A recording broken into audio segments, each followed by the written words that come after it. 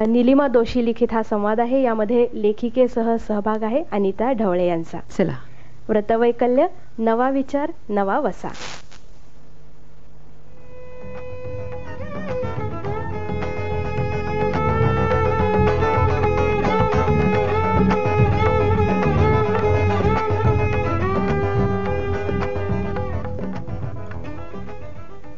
आई ग, बाहेर ये ना ग. हो आले. काय करतेस ग आई? अगं आले ग.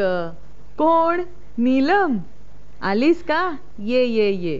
अगं जरा पोथी वाचत बसले होते ग. तू काय म्हणतेस? आणि आता कशी काय आलीस बघू? अगं आत्ताच बाहेर पडले होते बघ. जाता जाता तुला जरा भेटून जावं म्हणून आले. आणि एक छान काम करून आले बघ. ऐकून अगदी खुश होशील बघ तू. काय काय काम करून आलीस ते तरी सांग. अधिक मासानिमित्त आम्ही 7-8 जणी मिळून अनाथाश्रमामध्ये जाऊन आलो. त्या निराधार मुलांना नवीन कपडे, थोडी फळं, खाऊ असं बरंच काही घेऊन गेलो होतो. नवीन कपडे बघून मुलं काय हरकली म्हणून सांगू. त्यांचं हास्य बघून एक वेगळंच समाधान मिळालं बघ. वा वा वा वा वा. या मुलांसोबत तुम्ही अधिक मास साजरा केलात ही तुझी कल्पना एकदम छान आहे बघ. जाता जाता आपलं जेवढं जमेल तेवढं करायचा प्रयत्न करते. बरोबर बरोबर. त्यात सध्या चालू असलेला हा चातुर्मास, सणवार, सगळी धांदलच चालू आहे बघ. हो ना. अगं सणवारावरून आठवण झाली. तू त्याबद्दल मला काहीतरी सांगणार होतीस, ते काय ग? अगं मला खूप सांगावंसं वाटतं ग, पण तुम्हा मुलांना वेळ कुठे असतो? क्षणाची सुद्धा उसंत नाही. आणि आपली पारंपरिक व्रत वैकल्य, पूजा पाठ, घर संसार, नोकरी, मुलं बाळ या सर्वांमध्ये तुमची तर अगदी दमछाक होत असते. हे सगळं तर माहितीये ग मला. तरी सुद्धा सणावाराचा विचार करून थोडा तुमच्यामध्ये बदल करून तो तुम्ही केलाच पाहिजे. तुझं अगदी बरोबर आहे बघ. सणाचा एकत्र मिळणारा आनंद, देवधर्म, उपास, प्रवचन यामुळं मन आणि शरीर दोन्ही चांगलं राहतं बघ. तर सगळी झाली आपली मतं. हो ना. पण हल्लीच्या मुलांना कुठलं बंधन नाही, काही नाही. पाऊस चालू झाला की निघाले भटकायला. एका सणावाराला घरी सापडतील तर शपथ. खरंच खरंच. अगं आपल्या पूर्वजांनी हे सणवार खूप विचारपूर्वक आणि शास्त्रीय, सामाजिक, राजकीय आणि आत्मिक दृष्टिकोन समोर ठेवूनच केलेत बघ. सध्याच्या पिढीला हा वसा देण्याची जबाबदारी आपलीच आहे. अगं पूर्वीच्या अगदी बैल पोळ्यापासून नवरात्री, दिवाळीपर्यंत सण कसे साजरे करायचे, काय खायचं, काय प्यायचं, हे सगळं शास्त्रशुद्ध पद्धतीनं केलंय बरं का. हो ना. पावसाळ्यामध्ये हवा दमट असते, अन्नपचनाची क्रिया मंदावते आणि मग पोटाला विश्रांतीची गरज भासते. हो ना. म्हणूनच चातुर्मासात व्रत वैकल्यांची गुंफण जास्तच असते. हो ना. श्रावणात तर हे उपवास जास्तच असतात. शिवाय स्वतःवर ताबा, संयम वाढीस लागावं, त्याची सवय व्हावी, हे तर आहेच. अजून काय कारण आहेत ग? अगं आता एकादशीच बघ. 11 मनू, 11 ब्रह्मपुत्र आणि 11 इंद्रिय म्हणजे 5 ज्ञानेंद्रिय, 5 कर्मेंद्रिय आणि 1 मन अशी 11 इंद्रिय म्हणून 11वी तिथी म्हणजेच एकादशीचं हे महत्व आहे बघ. अगं तो कुठला अभंग तू म्हणतेस तो म्हण ना ग आई. अभंग? हा आठवला बघ. देवाची ये द्वारी उभा क्षण भरी, तेणे मुक्तिचारी साधी येल्या, देवाची ये द्वारी उभा क्षण भरी. अगं आई अजूनही तू किती छान गातेस ग. अगं वारकरी पंढरपूरला चालत जातात तेव्हा तेही अशीच भजनं, अभंग हे सर्व म्हणतच जातात. तो एक अपूर्व अनुभव आहे नाही का ग? हो ना ग. अगं कार्तिकी एकादशी, आषाढी एकादशी, प्रत्येक महिन्यात 2 एकादशी, वर्षात एकूण 24. सध्या अधिक मास सुरू आहे म्हणून 26 एकादशी येतात बघ. या आषाढी एकादशीच्या निमित्तानं एकत्रित चालत जाण्यानं, एकत्र राहण्यानं भेदाभेद मिटतात. हो ना. त्यांच्यातील एकोपा, मदत करण्याची वृत्ती, सहकार्य याबरोबरच विचारांची देवाणघेवाण होते. एकमेकांची मनं सांभाळली जातात. आणि सांगायचं म्हणजे गप्पा मारता मारता कधी कधी काही प्रश्न आपसुकच सुटतात. बघ ना, अगं ते सगळेजण एका वेगळ्याच उर्मीनं भरले जातात. शिवाय चालण्याचा व्यायाम होऊन शरीर तगडं राहतं ते वेगळंच. पूर्वीच्या काळी सुद्धा बायकांना देवधर्म, उपवास, सणांची फारच आवड होती नाही का ग? अगं हो, मी काय सांगते ते आता नीट लक्ष देऊन ऐक बघ. चूल आणि मूल यातून त्यांना स्वतःची प्रगती अशी काहीच नव्हती. म्हणूनच मंगळागौर, वटपौर्णिमा, नागपंचमी, गौरी गणपती यावेळची जागरणं, खेळ हे सगळं गरजेचं होतं बघ. थोडक्यात दडपण झुगारून देऊन मुक्त आनंद मिळवणं म्हणजेच समाज स्वास्थ्य हा उद्देशच त्यातून साध्य व्हायचा बघ. त्याबरोबरच मन चांगल्या कार्यात गुंतून राहतं. सद्विचार, सत्प्रवृत्ती वाढण्याचा हेतूही साध्य होतोच की. अगं पूर्वी गरिबी होती, सुधारणा नव्हत्या, खूप कुचंबणा होत असे. हे तेव्हाचे प्रश्न होते. तर हल्ली वेगळेच प्रश्न निर्माण झाले आहेत. तेव्हा तर काय बाई, दूध धुकतं, फळं, सकस अन्न मिळायचं. पण आता महागाईचा भस्मासूर आ वासून समोर उभा आहे. हेच तुला म्हणायचंय ना? अगं हो, कामवाली म्हणत होती या महागाईत हातातोंडाची मिळवणी करेपर्यंत पुरेवाट होते. आणि कपडे, फळं, सण कसा साजरा करू? खरंय ग तिचं म्हणणं. गोर गरीब सगळ्यांना सामावून घेण्याचं व्रत असा आपण व्रतवैकल्याचा उपयोग करून घ्यायला हवा बघ. अशा गरजूंना कपडे, जेवण, पैसे दान केले पाहिजेत. एकूण व्रतवैकल्याची पद्धत बदलली पाहिजे, ही काळाची गरज आहे. आता वटपौर्णिमेच्या सणामध्ये निसर्गात जाऊन वडाच्या झाडाला दोरा बांधतात बघ. तेव्हा प्रदक्षिणा घालताना त्यातून बाहेर पडणारा जो ऑक्सिजन आहे तो जास्तीत जास्त मिळावा हा खरा उद्देश आहे. हो ना, पण हा उद्देश राहतोय बाजूलाच. अंधश्रद्धेनं फक्त दोराच बांधला जातोय. त्यापेक्षा एकमेकांना वडाचं झाड देऊन ते झाड जागा मिळेल तिथं जगवण्याचा संकल्प करून झाड जगवणं हेच खरं व्रत आहे बघ. आणि कितीही अडचणी आल्या तरी त्यातून पुढं चालत राहायचं हेच तर सावित्री शिकवतीये ना आपल्याला. खरंच हे डोळस बदल अत्यंत गरजेचे आहेत. त्याचबरोबर आत्मपरीक्षण करण्याचीही गरज आहे. हो ना. झाडांच्या फांद्या, पानं न तोडता झाडं लावा, झाडं जगवा. वृक्षवल्ली आम्हा सोयरे वनचरी ही उक्ती नाही का? त्या उक्तीप्रमाणे पर्यावरण संतुलनाला बळ देण्याचं काम केलंच पाहिजे. याबरोबरच स्त्री भ्रूण हत्या, दारूबंदी, वाहनांचं प्रदूषण कमी करण्यासाठी सायकलचा वापर किंवा वाचन प्रकल्पासारखे कितीतरी प्रकल्प राबवता येतील बघ. अलीकडेच माझ्या शाळेतील आम्ही सर्व माजी विद्यार्थिनी मैत्रिणींनी सध्या शिकत असलेल्या गरीब पण हुशार अशा 30 विद्यार्थिनींना शिक्षणासाठी दत्तक घेतलंय बघ. आणि अजून 10 वर्ष ही योजना राबवण्याचा संकल्प केला आहे. शिवाय त्यांच्या उच्च शिक्षणाची जबाबदारीही स्वीकारली आहे. खरंच चांगली गोष्ट आहे ही. परवाच तुमच्या शाळेचा सुवर्ण महोत्सव झाला. त्यावेळी तुम्ही याच्या बरोबरच अपंगांसाठी सुद्धा काही केलं होतं ना ग? अगं हो, मीच सर्वांसाठी हँडिकॅप मुलांचा 2 तासांचा तो कार्यक्रम आहे बघ, हम होंगे कामयाब, तो ठेवला होता. ज्यामधून त्या संस्थेला भरपूर मदत झाली आणि इतर लोकांनाही त्यांच्यातून प्रेरणा मिळाली. आणि अशा अंध, अपंग, मतिमंद, गरजू विद्यार्थी दत्तक योजना, त्यांना लागणारी मदत, वृद्धांसाठी, निराधारांसाठी मदतीचा हात देणं हाच खरा आधुनिक धर्म आहे. होय बघ. शिवाय बाबा आमटेंचं कुष्ठरोगींची सेवा किंवा गाडगे महाराजांची स्वच्छता अशा नवीन गोष्टी आपण आत्मसात करायला पाहिजेत. ज्येष्ठ लोकांनी अगदी 5 व्यक्तींना साक्षर करणं, संस्कार वर्ग चालवणं, संस्कृत श्लोक शिकवणं यासारखी कामं करून आपली परंपरा जोपासून हा ठेवा नवीन पिढीकडे सुपूर्द करणं फार आवश्यक आहे बघ. हो ना, अगदी रक्तदानापासून संगणक शिक्षणापर्यंत खूप काही करता येतं बघ. अशा सर्व गोष्टी देवाला नक्कीच आवडतील आणि मग त्यामध्ये तो आपल्याला नक्कीच साथ देईल बघ. खरंय तुझं म्हणणं बघ आई. या सणावारांच्या निमित्तानं आपण कुटुंबीय, समाज तर एकत्र येतोच की, पण निसर्ग पूजेलाही तितकंच महत्व आहे आपल्या परंपरेमध्ये.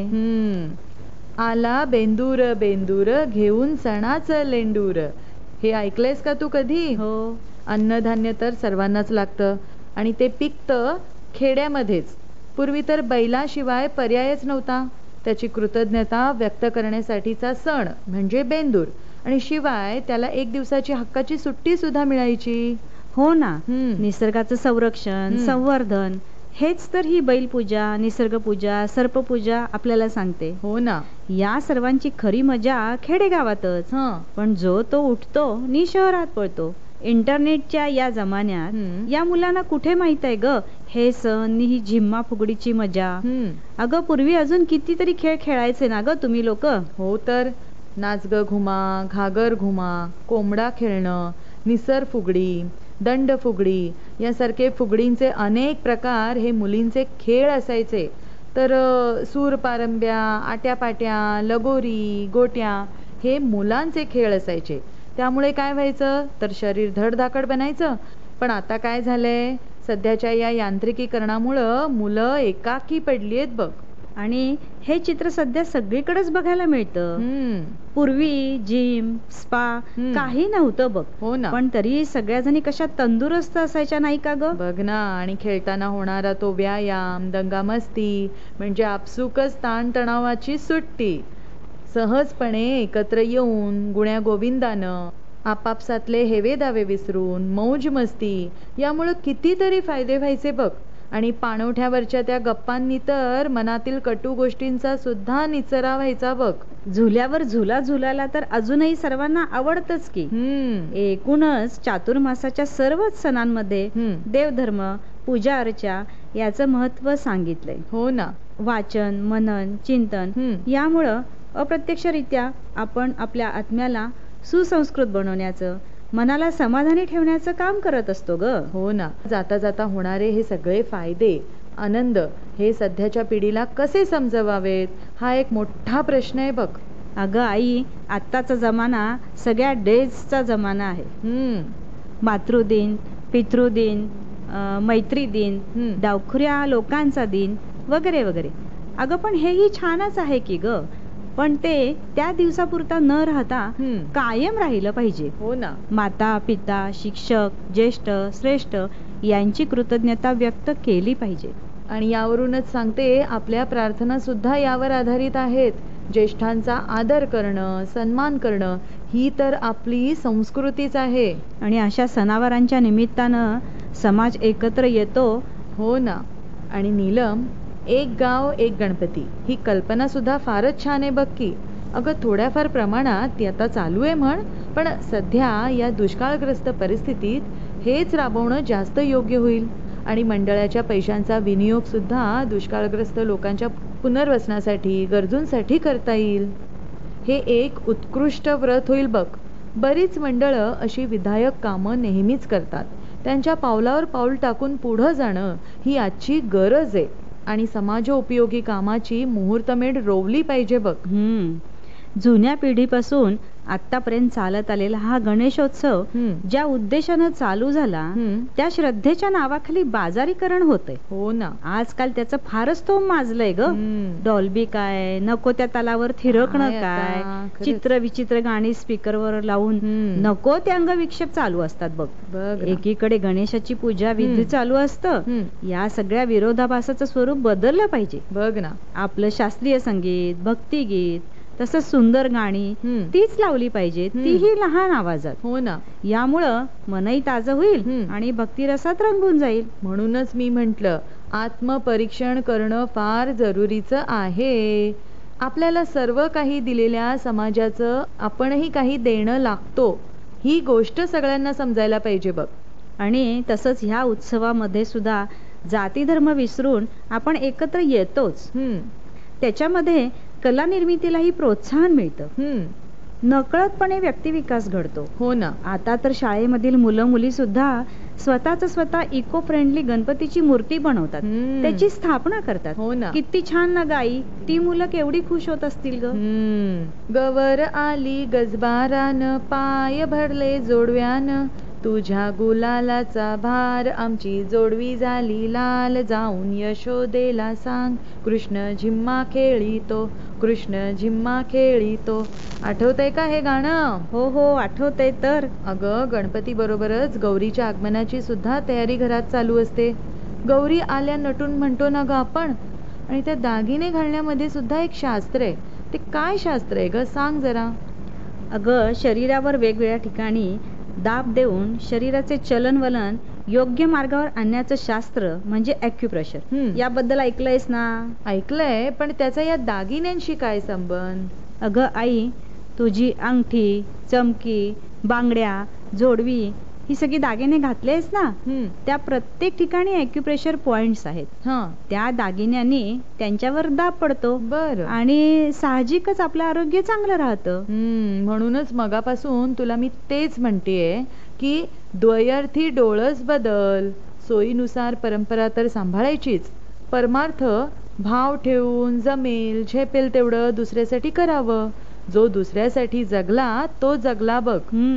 मलाही तेच वाटतंय बघ.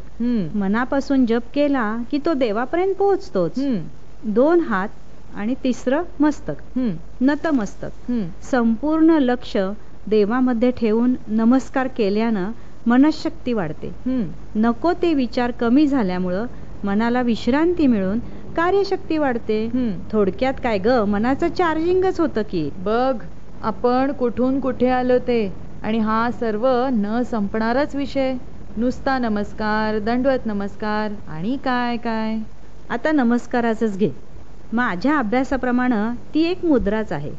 त्या मुद्रेमुळं आपल्यामध्ये असणारे जी पंचतत्व आहेत, वायू, अग्नी, आकाश, जल आणि पृथ्वी, हे प्रत्येक बोटांमध्ये असतं. आणि त्यांचा एकमेकांना होणारा स्पर्श, त्या स्पर्शाचं काय आता, त्यानं काय फरक पडतो ग? अगं आई, स्पर्शात तर जादू आहे. स्पर्शामुळं शरीरातील रसग्रंथींची रसनिर्मिती म्हणजेच हार्मोन्सचं होणारं सिक्रेशन जे आहे ते संतुलित होतं. शिवाय निर्विचार अवस्थेमध्ये एक वेगळीच शांतता लाभते. आता आपण या सर्वांबद्दलची चर्चा करतोय, तर सध्या चालू असणारा अधिक महिना तुला माहितीच आहे की चांद्रमास आणि सौरमास येतात ते. चांद्रमास आणि सौरमास यातला दरवर्षी होणारा 11 दिवसांचा फरक दर 3 वर्षांनी भरून काढतात. तोच हा अधिक महिना. यालाच आपण लीप वर्ष असं सुद्धा म्हणतो. हे सगळे एकूण 13 महिने. समजलं बघ. पण पूर्वीच्या काळचे प्रश्न वेगळेच होते हो, आणि आताचे प्रश्न वेगळेच आहेत नाही का. अगं, अन्नधान्य, महागाई या सर्वांनी तर जीव नुसता नकोसा झालाय बघ. म्हणूनच काळानुसार यात बदल करायला पाहिजेत. सगळ्यांनी मिळून साजरा करायचा तो सण. आता हेच बघ, चातुर्मासात बरेच नियम घेतले जातात. दारामध्ये रांगोळी, गोपद्म, एक वस्तू रोज दान करणं, मुठभर डाळ आणि तांदूळ रोज दान करणं. शिवाय जेवताना एका वस्तूचा त्याग करणं असं जैन लोक पण करतात ना ग. हो ना, कंदमुळाचा त्याग करतात, शाकाहार पाळतात. अशा वेळी आपल्यातलं थोडं गरजूंना देऊन त्यांचं जीवन फुलवणं हेच आपलं कर्तव्य आहे. आणि खरं तर हे सगळ्यांनाच सहज शक्य आहे बघ. याबरोबरच थोडा वेगळा विचार केला तर गणपती बनवणं, गौरी मुखवटे, राख्या, मूर्ती, मडकी, शिवाय दिवाळीत लागणाऱ्या विविध वस्तू, आपल्या किल्ल्यांवर मांडायच्या सगळ्या वस्तू, रंग, असं सगळं बनवणाऱ्या सगळ्या हातांना रोजगार मिळतोच की ग. हो ना. म्हणजे प्रत्येक गोष्टीचा किती सखोल अभ्यास करून ही परंपरा आली आहे ना ग. बघ ना, गौरी गणपती नंतर येणारा सण म्हणजे नवरात्र. स्त्री शक्ती देवी म्हणजे नवरात्रच. आणि यामध्ये वेगवेगळ्या रांगोळ्या काढल्या जातात. स्त्रीच्या कलाकौशल्याला वाव मिळतो. एकूणच जीवनाच्या सारीपाटावर चालत आलेला हा व्रतवैकल्याचा खेळ. या सर्वांवर श्रद्धा असावी, पण अंधश्रद्धा नको. मानवी समाजाला शारीरिक, शैक्षणिक, बौद्धिक, सामाजिक या सगळ्या गोष्टींचा विकास कळत न कळत होत असतो. पण याचा विचार मात्र आत्मपरीक्षणानं केला पाहिजे बघ. अगं, ज्याच्याकडे आहे त्यालाच आपण भरपूर दान देतो बघ ना. या अधिक महिन्यात सामाजिक भान ठेवून गरजूंची गरज भागवणं हे सत्कर्म घडावं असं वाटतं बघ. एकूणच काय, बुवाबाजी, अंधश्रद्धा बाजूला ठेवून घरातल्याच देवाची मनोभावे पूजा केली तर तो देव नक्की प्रसन्न होतो आणि त्यातून मनशांतीचा सुद्धा मार्ग मिळतो बघ. खरंच आई. शेवटी आपल्या मनाला समाधान मिळणं महत्वाचं. खरंच मला वाटतं या गोष्टी सर्वांनी अंगीकारल्या तर आपलं व्रत सफल होईल. आणि हे सगळं पुढच्या पिढीपर्यंत नीटसपणे पोहोचवण्याची जबाबदारी तुमच्या पिढीची बरं का. हो नक्की. आणि ती तर आम्ही पार पाडणारच ग आई. बर आई, आता मी निघू? जाण्यापूर्वी तू जरा मला एक उखाणा म्हणून दाखवतेस का ग? सणांचाच एखादा मोठा जुना उखाणा सांगते बघ. हा सांग सांग.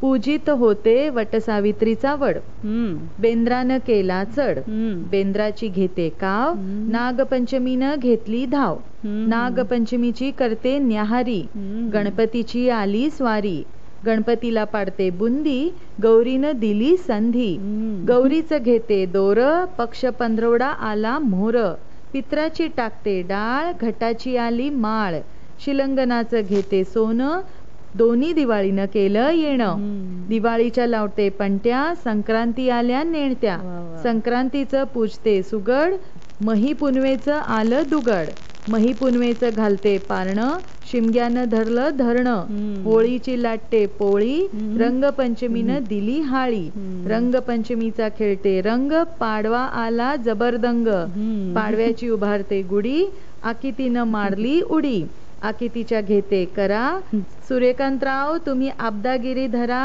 आपण जाऊ घरा. छान छान छान.